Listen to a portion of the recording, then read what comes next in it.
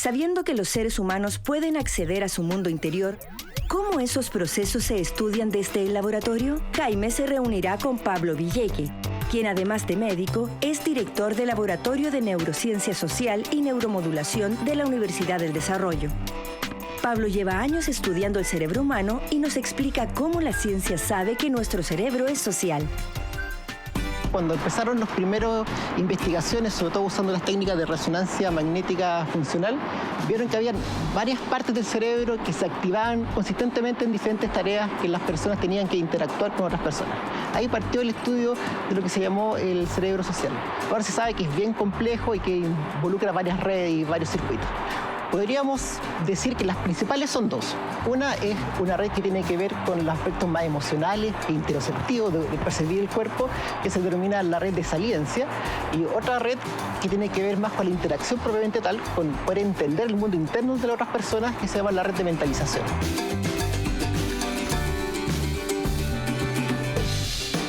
Bueno, nosotros somos una especie que nacemos muy inmaduros. La maduración del cerebro ocurre en los primeros años de vida. Y eso es súper interesante porque el desarrollo del cerebro se realiza en el vínculo social. Los niños son 100% dependientes de sus padres y en ese vínculo de sus padres, de sus cuidadores, es donde se desarrollan estas redes sociales. La primera red, que es la red de saliencia, está muy relacionada con la empatía. Lo que hace esta red es detecta algún desequilibrio, que nosotros llamamos homeostáticos, cambios, alteraciones corporales, aumento de la temperatura, frío, etc. Y manda la señal al cingulado para que motivar la conducta para reparar ese quiebre. Y lo interesante es que cuando los niños están en sus desarrollos, primeros años de vida, relacionan todas estas cosas fisiológicas, hambre, sed, con la interacción social, la interacción con la madre, con el padre, con los cuidadores. Esa red conecta todo lo que se relaciona con cómo nosotros vivimos la experiencia social. Entonces siempre la experiencia social la vivimos como algo muy corporal. Perfecto. Y la red de mentalización, que corre paralela a esta otra, ¿verdad? ¿Cómo la definiría o cuál es su característica principal en el fondo? Están relacionadas a poder interactuar con otras personas. Por ejemplo, poder detectar el mundo interno de otras personas. Cuáles son los deseos, las intenciones. Tiene mucho que ver con el desarrollo de algo que se llama teoría de la mente. Cómo uno sabe lo que el otro está pensando o especula lo que el otro está pensando y sintiendo. Volvemos con Jaime y Pablo, quienes han llegado al Laboratorio de Neurociencia del Centro de Apego y Regulación Emocional de la Universidad del Desarrollo. Aquí, Jaime se someterá a una pequeña prueba que nos hará entender de mejor manera cómo nuestros cambios de conducta pueden medirse en nuestro cerebro. Aquí tenemos nuestro electroencefalograma. Con estas gorritas ponemos en las cabezas de las personas que participan en los experimentos y podemos mirar la señal eléctrica cerebral. En esta pantalla las personas ven los juegos, las tareas que hacen mientras le grabamos la actividad eléctrica cerebral.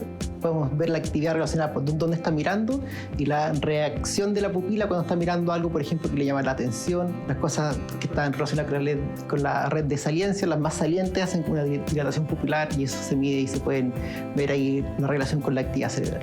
Oye, ¿y esta máquina qué es lo que hace? Esta es nuestra máquina más entretenida, porque a diferencia del electroencefalograma, que solamente mide la actividad cerebral, con esta podemos hacer cierta intervención en la actividad cerebral. Se puede tener una mayor relación entre la conducta y la actividad cerebral, y también pueden servir cierto tipo de intervención.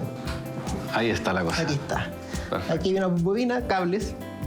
Se genera un campo eléctrico y asociado al campo eléctrico un campo magnético y se puede estimular. Y ahí le puede dar intensidad a ese campo. El cerebro. Sí. ¿Qué es lo que estimulas con eso?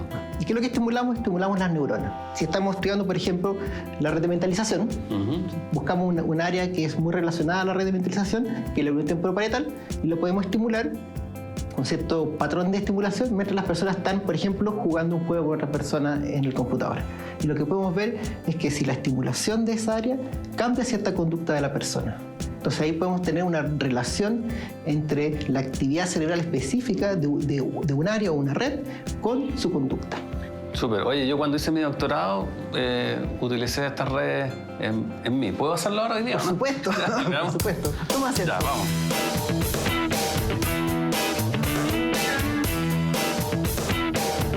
Bueno, y con esto entonces vamos a medir la actividad eléctrica cerebral y la vamos a transformar en qué tipo de señal, Pablo.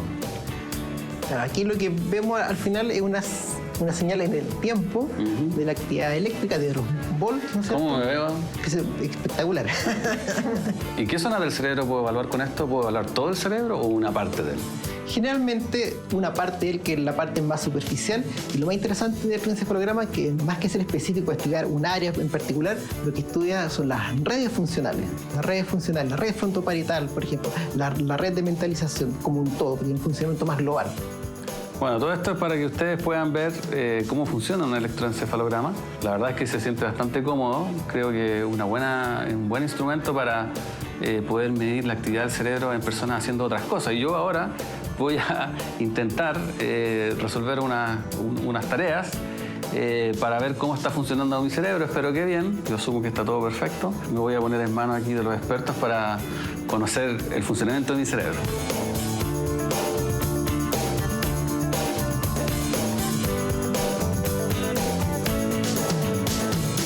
Lo que hacemos antes de partir cada tarea es poder ver si estamos recibiendo bien la señal de los ojos, ¿sí? Entonces lo que vemos acá es que la cámara está percibiendo tu ojo, la cercanía, y con esto podemos estar grabando segundo a segundo el diámetro de tu pupila y hacia qué parte de la pantalla estás mirando. Así que sabemos todo lo que está pasando allá adentro. Solo te pido, Jaime, que para aparecer unos puntos en la pantalla, quiero que los mires atentamente.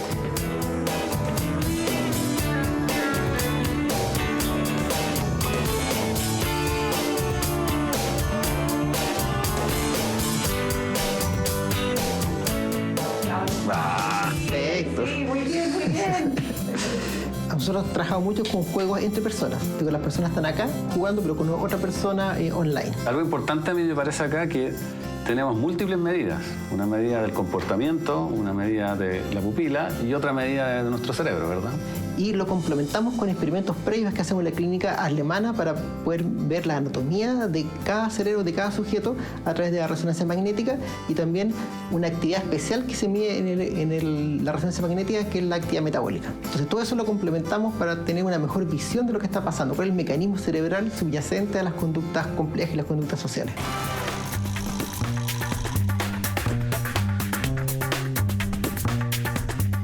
Pablo, muchas gracias. La verdad que hoy día sí que aprendimos mucho.